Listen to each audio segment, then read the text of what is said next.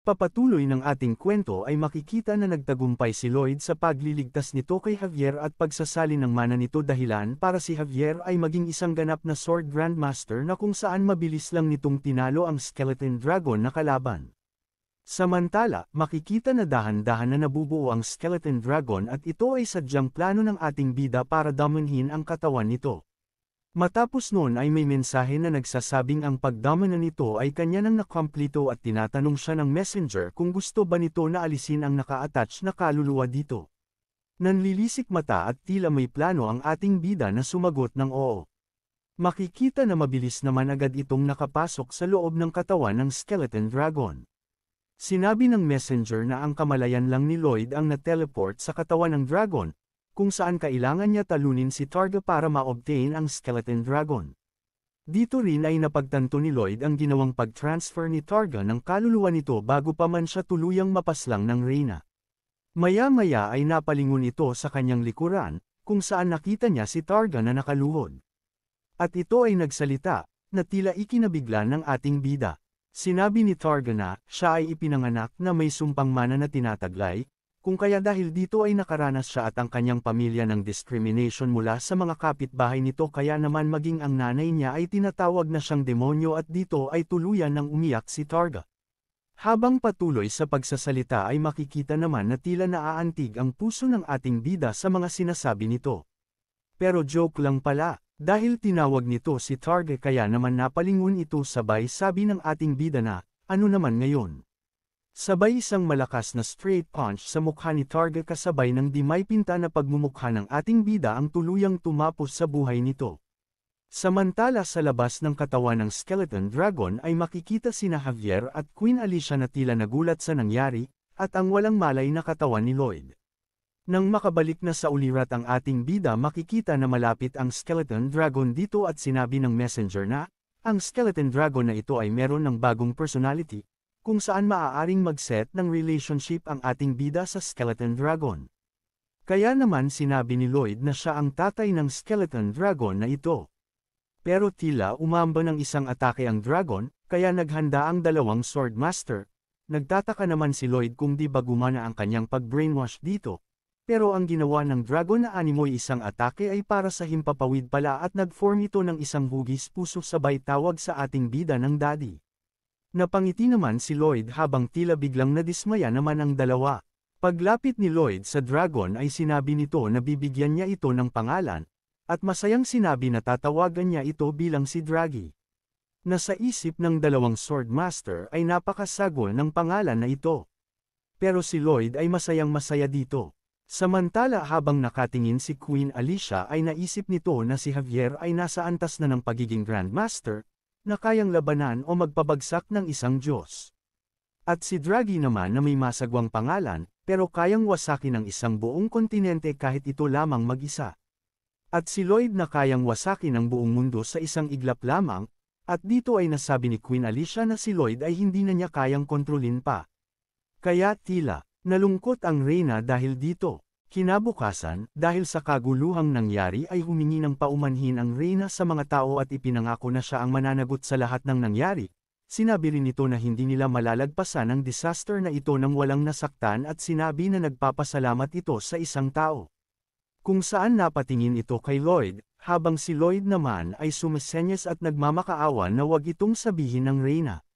Kung kaya napangiti ang Reyna at sinabi sa sarili na, ang pinakamalakas na tao at may pangarap na maging pinakamayaman sa kanilang bayan ay parang isang nakakainis na bata lang. Kaya naman sinabi ng Reyna na, tanggapin mo ito Lloyd Frontera at dito ay isinigaw na ng Reyna ang pangalan ni Lloyd na siya ang taong tinutukoy nito na tumulong na mailigtas ang kanilang bayan. Kaya naman biglang pinagkaguluhan ng mga tao si Lloyd habang nakadila na nakatingin ang Reyna sa kanya na nang aasar pa. Makikita naman sa mukha ng ating bida na tila wala na itong magawa. Kinagabihan, masayang-masaya si Lloyd dahil sa mga ipinangako ng Reyna na 2 bilyon na gold ang ibabayad nito para sa pag-reconstruct ng kanilang proyekto at ito daw ay sapat na para sa paglaban sa dragon. Di naman nagustuhan ito ni Javier dahil sa muntik na silang mamatay dahil dito. Pero ang bida natin ay walang pakialam dahil di pa rin naman sila namatay at yun ang mahalaga. At ang gold na matatanggap ay hindi lang para sa pag-survive nila, kundi ito ay sapat na para mamuhay na parang isang hari dagdag pa ng ating mukhang pera na bida. Maya-maya ay iniba ni Javier ang usapan at nagtanong ito kung si Lloyd ba ay isang Diyos o kampa ng Diyos. Na tila ikinabigla ni Lloyd ang tanong na iyon, pero sinabi ni Javier na, siguro ay hindi naman ito isang Diyos, dahil kung isang Diyos nga si Lloyd ay di nito bibigyan ng pangit na itsura ang kanyang sarili. Kaya halos lumuwa na ang mata at lumabas ang mga varicose veins sa mukha nito sa galit. Pero seryoso at muling nagtanong si Javier kung nasaan na ang tunay na Lloyd Frontera. Patay na ba ito? Napatahimik si Lloyd at sinabi na, hindi nito alam, dahil mula nang dumating siya ay ganito na ang kanyang nadatnan. Nagtanong ulit si Javier kung ang ibig sabihin ba nito ay hindi nito pinili na i-take over ang katawan ni Lloyd Frontera na sinagot naman ng ating bida na oo hindi niya pinili dahil kusa lang iyong nangyari. Matapos nun ay agad na humiga si Javier. Kaya sinabi ni Lloyd na hindi man lang ba ito makikinig sa mga sasabihin pa ng ating bida. Sinabi ni Javier na halata naman sa mukha nito kung nagsisinungaling ito o hindi. Kaya napatahimik na lang ang ating bida. Matapos noon ay may biglang kumatok sa kanilang kwarto. Agad naman itong pinapasok ni Lloyd. Ito ay may mahabang buhok at bigute. Sinabi ni Javier na wala itong nararamdaman na mana kaya sinabi niya na isa lamang itong kaluluwa. Nagpakilala ang lalaking ito bilang Dragon Ant Aqueous at siya ang original spirit ng Skeleton Dragon na tinalo nila Lloyd. Tinanong ni Lloyd kung ano ang kailangan nito sa kanila. Sinabi nito na inuutusan niya si Lloyd na magpunta sa Purgatorio para ibalik ang original nitong kaluluwa. Pero biglang humiga si Lloyd na tila walang pakialam sa sinasabi nito. Kaya naman iyak malala ang Dragon Spirit at sinabi na, makinig ito sa kanya. Pero si Lloyd ay patuloy sa pagpapakita na hindi ito interesado sa mga sasabihin ni Dragon Ant Aqueous. Umiiyak na sinabi ng Dragon na kung magagawa ni Lloyd na mailigtas ang kanyang kaluluwa ay bibigyan niya ito ng isang membership sa Dragon Kings Club. Dahil sa narinig ay biglang palit anyo ang mukha ng ating bida at sinabi na pag-usapan nila kung ano ang mga benefits sa nasabing club. Samantala bago pa man nila pag-usapan ang mga benefits about sa club ay bumalik muna tayo sa panel 5 hours ago. Dito ay makikita na nagsisimula na silang ayusin muli ang mga nasira sa nangyaring disaster. Habang ang ating bida naman ay sarap buhay na sumisip-sip ng buko, nang di niya napansin na nasa tabi na pala niya si Queen Alicia. Tila natarante si Lloyd at sinabi sa sarili na nagpapahinga lang naman siya saglit. Sabay tingin ito kay Javier at sinabi na dapat ito ay kanyang lookout pero si Javier ay tila biglang natarante din kaya di na ito nakaimik. Napabugtong hininga lang ang Reyna at napangiti. Nakiusap ang Reyna sa mga alagad nito na iwan na muna nila ito saglit, at sinabi kay Lloyd na lumapit ito sa kanya. Dahan-dahan naman itong gumapang papalapit. Habang gumagapang ay tinititigan ito ng Reyna at naalala ang ginawa nitong paghampas sa puwet ng ating bida. Naiisip nito na tila ang sayang hampas-hampasin ng puwet ni Lloyd pero makikita na pinipigilan nito ang kanyang sarili at sinabi sa sarili na kung gagawin man niya iyon ay maaaring maging katapusan na ng kanilang kaharian kung kakalabanin niya si Lloyd. Pero ganun pa man ay hinampas niya pa rin ito dahil di niya mapigilan ang kanyang sarili dahil sa lambot na aalog-alog pa ang puwet nito. Sinabi ni Lloyd na, kung ano man ang nagawa nitong pagkakamali ay handa nitong tanggapin ang kanyang kaparusahan, na ikinabigla naman ni Queen Alicia. Tinanong ng Reyna si Lloyd kung saan ito pinadala ang Skeleton Dragon dahil kung may makakakita dito ay magpapanik ang mga tao. Sinabi ni Lloyd na inaalala niya rin ito kung kaya inutusan niya itong magtago ng malayo kung saan walang makakakita dito. Sinabi ni Queen Alicia na, nakikinig sa'yo na parang isang loyal na puppy ang isang Grandmaster at isang Skeleton Dragon? Alam mo bang ang bayan ninyo ang may pinakamalakas na army sa buong mundo? Sumagot lang si Lloyd na, naiintindihan nito ang concern ng Reyna at sinabi na ang kapangyarihan ay kailangan para mapanatili ang kapayapaan ng buong mundo. At sa palagay niya na hindi siya karapat dapat para sa ganito kalaking tungkulin kung kaya nananatili ito sa pamamahala ng Reyna. Pero ang Reyna ay titig na titig pa rin sa puwet ng ating bida. Puwet is the matter, hahaha, dahil dito ay nagpasalamat ang Reyna sa ating bida. Gayon din naman si Lloyd. Pagbalik sa palasyo ay iniisip pa rin ni Queen Alicia ang kakayahan ni Lloyd na kontrolin ang ganong napakalakas na army at iniisip na malakas ito di lang halata sa kanyang itsura. Nang biglang naramdaman ng Reyna ang epekto ng lason sa kanyang katawan dahilan para ito ay mapaluhod. Iniisip nito kung ang antidote ba ay walang bisa laban sa lasong ito. Samantala, bumaba ang bilang ng taong dapat na nailigtas na ni Lloyd, kaya naman nagtataka si Lloyd kung bakit biglang bumaba ang mga ito. Laking gulat niya dahil mahigit sa 10 milyon ang mamamatay, at dito ay napagtanto niya na ang Skeleton Dragon ay wala sa original na libro. Kaya marami pa ang mga di inaasahang pangyayari ang maaaring lumabas o maganap. Samantala patuloy pa rin sa sakit na nararanasan ang Reyna at parang may kumokontrol dito at nagsasabi na si Lloyd ay isang banta at kailangan niya itong patayin. Pero pilit na nilalabanan ng Reyna ang masamang intensyon sa isip nito.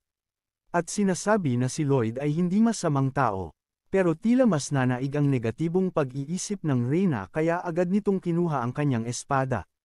At galit na nagmamadaling pumunta sa kinaroroonan ni Lloyd. At dito nga ay makikita ang patuloy na pag-uusap ni Lloyd at ni Aunt Achios.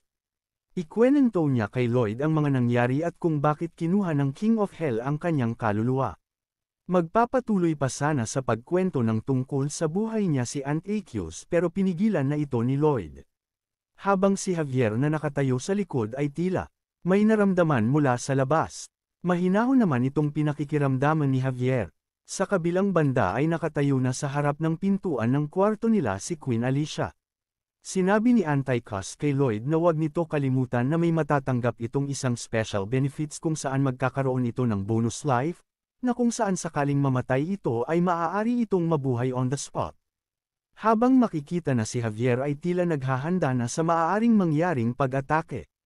Habang ang Reyna ay tila sobrang kontrolado na ng masamang lason na nasa katawan nito. Dahil sa tensyon na nararamdaman ni Javier ay binuksan nito ng mabilis ang pinto. Pero wala itong nakita na kahit na ano. Tinanong ni Lloyd kung ano ang nangyayari. Sumagot naman si Javier na, wala, akala niya lang na may nararamdaman siyang kakaiba. Makikita naman ang Reyna na takang-taka sa kanyang sarili. At sinasabi kung ano ba ang iniisip nito. Habang si Lloyd naman ay nakikipagkasando pa rin kay Aunt Achios. At sinabi na bigyan niya ito ng spell kung saan masisigurado niya na makakaalis siya sa loob ng purgatorio. At magsagawa ng isang panunumpa na, kung hindi nito matutupad ang kanilang napagkasundoan ay siya mismo ang wawasak sa kaluluwa nito. Kaya dito ay pumayag na si Aunt Achios at nag-umpisa na itong manampa. Pagkatapos ay iginuhit sa palad ni Lloyd ang magsisilbing spell para makalabas mula sa purgatorio. Matapos na makapagbigay ng instructions ni Aunt Achios, ay mabilis nito na sinabi kay Javier na pupunta na sila sa purgatorio. Pagbukas ng portal ay sinabi ni Javier kay Lloyd na ang kanilang pupuntahan ay isang purgatorio at sana naman ay hiningi muna nito ang opinyon ni Javier. Pero tila dismayadong sinabi ni Lloyd na, sabi niya ay pupunta sila kaya kailangan kasama siya kahit pa nasa purgatorio ito. Sabay biglang talon ni Lloyd sa portal. Kung kaya wala na ring nagawa si Javier kundi ang sumunod sa kanyang master. Dahil sa pagdating nila Lloyd sa purgatorio ay nakatanggap ng isang notification ang mga demonyo dito. Hanep high-tech na rin pala sa hell. Hahaha, ang mga demonyo dito ay iisa lang ang kanilang mga naiisip kung saan. Sinasabi nila na ang Hell Greatest Singer ay dumating para magbigay ng isang concert sa kanila. Samantala makikita ang isang tumatakbong unanong kaluluwa na tila takot na takot ito. Pero siya ay natagpuan ng dalawang demonyo. Kaya naman hinuli nila ito dahil sa ito ay may balak na tumakas para sa Hell Judgment, balak pa sana ito kainin ng demonyong nakahuli sa kanya. Mabuti na lang at may dumating at ito ang greatest hell singer na ating bida, maging ang maliit na kaluluwa ay sobrang natakot sa pagmumukha ni Lloyd. Galit naman ang demonyo na sinabi na kahit na si Lloyd ang greatest singer, ito ay isang tao lamang. Pero dahil doon nakatikim ng sampal di pala ang demonyo na ikinahimbing ng tulog nito. Nagalit naman ang kasama nitong demonyo sa ginawa ni Lloyd sa biglang paghampas sa mukha nito dahil dito ay na-dislocate daw ang panga ng kanyang kaibigan. Kaya dapat na humingi ng tawad si Lloyd. Dito ay nagsalita si Javier at sinabi na kung nag-aalala ba ito sa kanyang kaibigan. At sinabi na napakabait mo namang kaluluwa. Hanep din na demonyo, pero mabait pala. Hahaha. Dahil dito ay napatahimik ang demonyo at sinabi na, anong alam mo sa pagkatao ko? Ako ay isang sobrang samang tao. Pero sinabi ni Javier na, hindi, isa kang mabuting demonyo. Dahil pinalaki ka ng iyong nanay na puno ng pagmamahal. Dagdag pa ni Javier na sa palagay nito ay lagi itong sinasabihan ng kanyang nanay na napaka mapagmahal itong anak. Na tila mas lalong nagpapagalit sa demonyo, pero maya-maya ay tila nanlamig ang paligid nito at maluha-luha sa mga pinagsasabi ni Javier. Hanggang sa tuluyan na nga itong umiyak. At ayun lumabas na nga ang tunay na nararamdaman ng demonyong ito, sa kabilang banda naman ay nagkamalay na ang isang demonyo. Kaya ayon binigyan ulit ito ni Lloyd ng palade gulat. Hanggang sa magkabukol-bukol na ang pagmumukha nito. At sinabi nito na, itanong na lahat sa kanya at sasabihin niya lahat ng nalalaman niya. At dito nga ay tinanong ni Lloyd kung ano ang mga hawak nito. Ito ba ay smartphone? Pero hindi daw yun smartphone, isa daw yung intelligent mobile device. Astig meron din silang Google, Google pala. Sinabi ng demonyo na wala daw siyang makikitang impormasyon dito kung meron man 40% ay puro kasinungalingan lang. Kung saan sinabi ni Lloyd na, mas okay pa daw dito kesa sa mundong ibabaw na 90% ay kasinungalingan. Kaya napatanong ang demonyo kung pati ba ang pagsisinungaling niya ay alam ni Lloyd. Sinabi ni Lloyd na napaka-obvious nito. Pagtapos ay tinanong ni Lloyd kung saan matatagpuan ang Kings of Hell Castle. Tapos ay agad silang lumipad patungong silangan. Sinabi ng demonyo na ang castle ay matatagpuan sa gawing kanluran kaya bakit sa silangan sila lumipad. Pero sinabi ni Lloyd na ito ay obvious na nagsisinungaling lang sa kanya. Makikita na nakarating na sila sa Kings of Hell Castle. Nagtataka ang mga nagtatrabaho na demonyo nang makita na confident na naglalakad si Lloyd. Hanggang sa ipakita din nito ang kanyang malademonyong pagmumukha kung saan ay mas natakot pa ang mga ito sa ating bida. Bigla naman dumating ang isang commander ng Hell Knights na si Heliximus. Pero pinagpapalo lang ito ni Javier ng kanyang aura sword.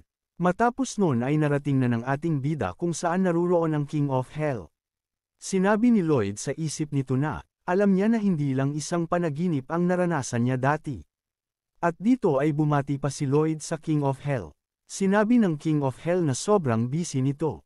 Bakit pa sila nagpunta dito?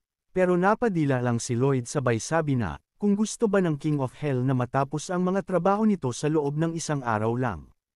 Kaya naman napatigil saglit ang King of Hell at sinabi na, alam mo na kung ano ang sagot sa tanong mong yan. Bakit kailangan mo pang itanong? Confident naman na sinabi ni Lloyd na alam niya na alam ng King of Hell na kaya niya itong gawin. Dito ay sinabi ni Lloyd sa isip nito na may nakita siyang interesting na bagay sa smartphone ng mga demonyo. Na kung saan 670,000 years ang panahon na gugugulin ng King of Hell sa trabaho ng walang pahinga at ni hindi iniiwan ang trabaho nito. Na kung saan ang nakaraang King of Hell ay nagtrabaho ng halos 3.5 billion years nang hindi umaalis sa trabaho.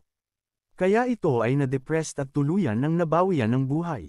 Dagdag pa ni Lloyd na alam ng kasalukuyang King of Hell ang maaaring kahinatnan nito.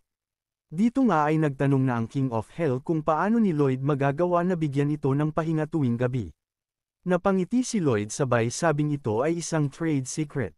So ibig mo bang makipagnegosasyon sa King of Hell? Alam kong baliw ka na pero itong gagawin mo ay sobra na. Pero dito ay matapang na sinabi ni Lloyd na kung di ito gusto ng King of Hell ay maaari na siyang patayin nito. Sabay bungismis sabay sabing yun kung gusto mo magtrabaho sa loob ng 3.5 years. Tila nagpantig naman ang tenga ng King of Hell, habang si Lloyd naman ay tila kinakabahan. Dahil alam niya na hindi siya kayang protektahan ni Javier, dahil na rin sa walang makakapagsabi kung gaano ba kalakas ang isang King of Hell. Sinabi niya na ang inaasahan niya na lang ay ang impormasyon na nabasa niya sa social media. Kung saan ang isang King of Hell ay sumusunod lang din sa batas, kung saan ito ay patas na humahatol at isang civil servant lang din. Dito ay tinawag ng King of Hell sa tunay na pangalan niya ang ating bida na Suho Kim, napatingin naman si Javier nang marinig ito. Kaya biglang bilis ng tibok ng puso ng ating bida dahil sa kaba. Ano ba talaga ang gusto mo? Tanong ng King of Hell. Dito ay bungisngis na naman ang ating bida dahil alam niya na nakalalamang na siya sa negosasyon na ito. At sinabi ng ating bida kung ano talaga ang pakay nito at ito nga ang kaluluwa ni Aunt Achios. Gusto ko na palayain mo ang kaluluwa nito.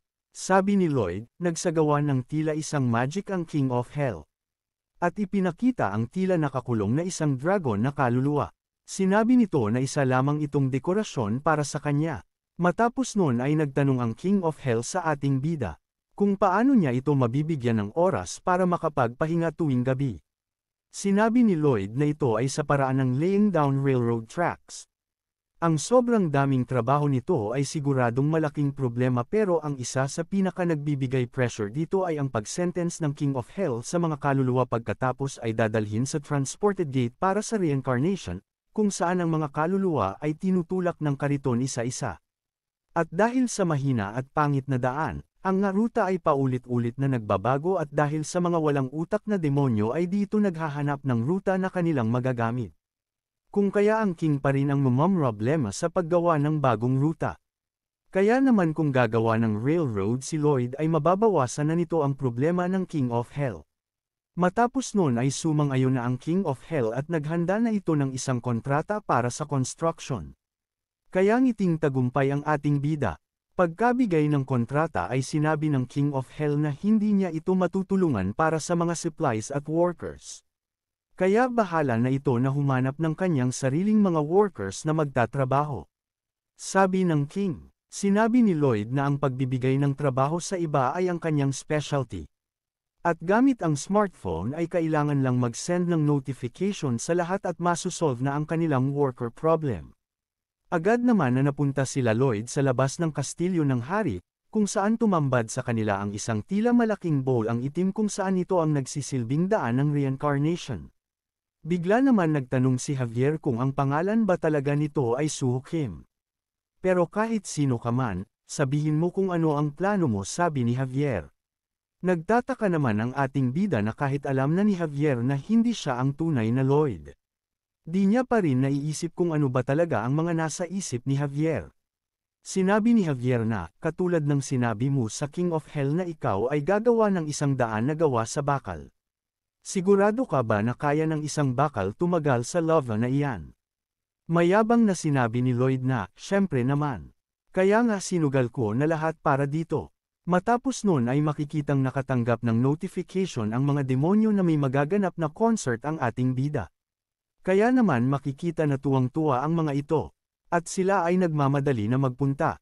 Sinasabi ng mga ito na siguraduhin lang ni Lloyd na siya ay Saint Anades sa pagkanta, dahil kung hindi tatapusin nila ang maliligayang araw ng ating bida.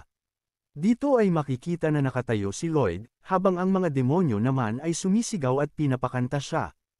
Huminga ng malalim si Lloyd, habang tuwang-tuwa na naghihintay ang mga demonyo na kumanta ito. Pero hindi ganun ang nangyari. Kaya natahimik ang lahat saglit. Matapos nung nagwala sila dahil sa hindi naman kumakanta si Lloyd. Kaya naman sinabi ni Lloyd na ayaw niya na gawin iyon. Pang-aasar ni Lloyd. Kaya mas lalong nagalit ang mga demonyo. Lumingon si Lloyd kay Javier at sinabi na si Javier na ang bahala. Sinabi ni Javier sa mga demonyo na naniniwala ba kayo na tutuperin niya ang sinabi niya. Sumigaw ang isa na oo dahil yun ang dapat. At ang promise ay promise. At mas lalong naging intense ang mga demonyo. Nang biglang sinabi ni Javier na, lahat kayo ay pinalaki ng maayos ng inyong mga magulang, diba? Tila biglang naantig ang puso ng mga demonyo. Pero patuloy pa rin na pilit na pinapakanta nila si Lloyd, samantalang ang iba naman ay naguguluhan at hindi na alam ang kanilang dapat gawin. Habang si Lloyd naman ay tuwang-tuwa sa pang-aasar sa mga demonyo. Galit na umiiyak ang mga hinayupak na demonyo, habang si Lloyd ay pasayaw-sayaw lang at patuloy na inaasar ang mga ito. Habang sinasabi sa sarili na, sige magalit lang kayo, hanggang ang mga blood vessels ninyo ay mapuno ng galit sa akin at pagkatapos lahat kayo ay magiging libreng manggagawa para sa akin.